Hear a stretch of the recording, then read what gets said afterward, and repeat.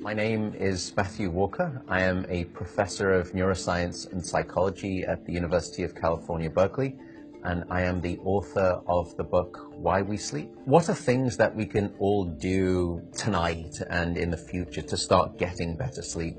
Well, beyond carving out a non-negotiable 8-hour sleep opportunity, there are probably at least 5 things that we can do.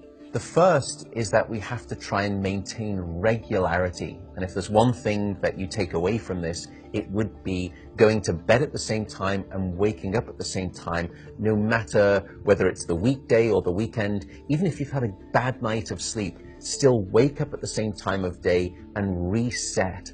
The second thing is that we are a dark-deprived society in this modern era, and we need darkness in the evening to allow the release of a hormone called melatonin. And melatonin helps the healthy timing of our sleep. So try to dim down half the lights in your home in the hour before bed.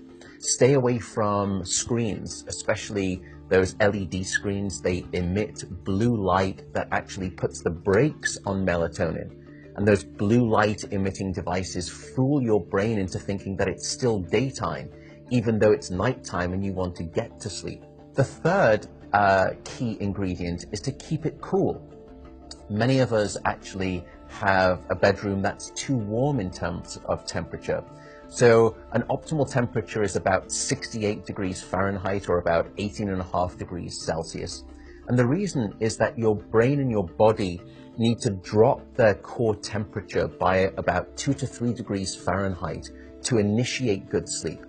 And that's the reason that you will always find it easier to fall asleep in a room that's too cold than too hot. So having a cool room actually takes your brain and body in the right temperature direction to get good sleep. The fourth critical factor is actually avoiding alcohol and caffeine. Unfortunately, this makes me deeply unpopular, but alcohol is perhaps the most misunderstood drug when it comes to sleep. People think that it helps them fall asleep. That's not actually true. Alcohol is a class of drugs that we call the sedatives. And what you're doing is just knocking your brain out. You're not putting it into natural sleep. We also know that alcohol will fragment your sleep, so you'll wake up many more times throughout the night. And alcohol is also a very potent chemical for blocking your dream sleep or your rapid eye movement sleep. Caffeine is also a problem. Many of us know that caffeine can keep us awake. It's an alerting chemical. It's a stimulant in terms of a class of drugs. But few people know that even if you can have a cup of coffee after dinner and you fall asleep fine and maybe you stay asleep, the depth of the deep sleep that you have when there is caffeine within your brain isn't as deep as when you have abstained from that cup of coffee after dinner. So as a consequence, you wake up the next morning, you feel unrefreshed, and you don't remember waking up or having a difficult time falling asleep, but now you find yourself reaching for 2 or 3 cups of coffee in the morning, and you develop this dependency, this addiction cycle. The fifth and final tip for better sleep is to not stay in bed awake. So if you haven't fallen asleep within 20 or so minutes, or you've woken up and you're finding it difficult to fall back asleep, don't stay in bed awake. The reason is that your brain very quickly starts to learn the association between your bed being about the place that you're awake rather than your bed being about sleep.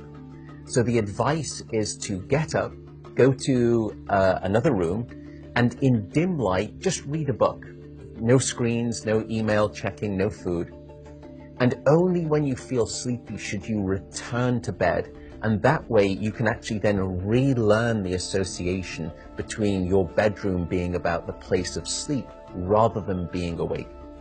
I should also note that some people don't like the idea of getting up and going out to a different room if it's dark and they're warm in bed. An alternative is actually meditation.